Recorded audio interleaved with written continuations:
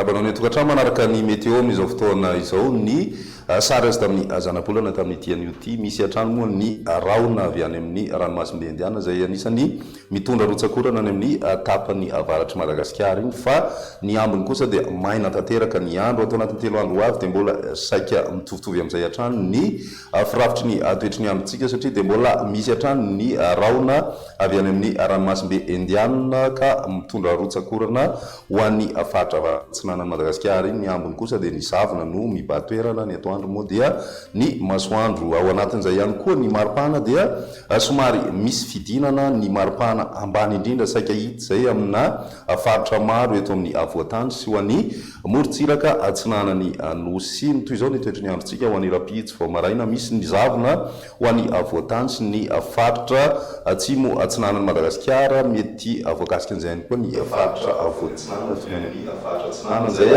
mety ahitanan'izay ihany koa ny any amin'ny tapany avaratry Madagasikara ho an'ny faritra Diana sy ny tapany avaratra amin'ny faritra Sofia mandraona kosa ny andro ho an'ny faritra Ambatsoa sy Zirofo ary ny distrikany Sava ny ambiny moa dia ny masoandro no ibatoerana aoriany zavona ihany koa dia mahazovana ny masoandro raha ho an'ny avoatany. Ho an'ny rapitso tolakandro dia misy ny orana ho an'ny faritra Ambatsoa sy Analanjirofo ary ny distrikany Andala ary koa ny any amin'ny distrikany Toamasina voalohany sy faharoa misy ny raona zay mety arahina herik'andro ho an'ny ilany atsinanany faritra Sofia sy ny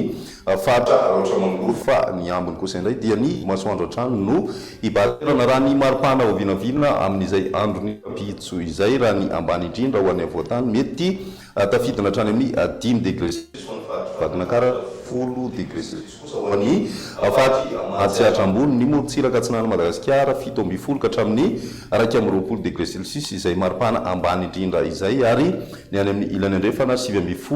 ka hatramin'ny 20 degré celsius ny maripana ambany indrindra fa ny ambony indrindra kosa dia tsy zay misy fivana goavana amin'ny akapobeny saika manerana ny nosy ny toetry ny androntsika ho an'ny alakamisy mbola ahitana zavona hatrany amin'ny akapobeny ho an'ny avoatany ny any amin'ny tapany atsimo atsinanan'ny Madagasikara iny ary mandraona ny andro ho an'ny faritra Ambatsoa Analanjirofo indrindrandrindra ho an'ny alina ny andron'ny alakamisy izay mety misy orana malefaka hatrany moa ao anatin'izany ny maripana vinavina mifandraika amin'izay mbola mangatsika hatrany ny andro amin'ny akapobeny ho an'ny maraina saika hita zay ho an'ny avoatany sy ny any amin'ny faritra atsinanan'ny Madagasikara iny satria dia mety manodidina ny 9 degré celsius ny ambany indrindra any amin'ny faritra vakinakaratriny mety ho tratran'izay ihany koa ny faritra Normandie ary ny atitany atsimo Madagasikara iny zay ahitantsika hatrany amin'ny 4 degré celsius ihany koa ho an'ny maraina ny alakamisy izay ny toetry ny androntsika kosa ho an'ny zoma mitoetra hatrany ny zavona maraina saika amina faritra maro manerana Madagasikara zay mety ahitanan'izay avokoa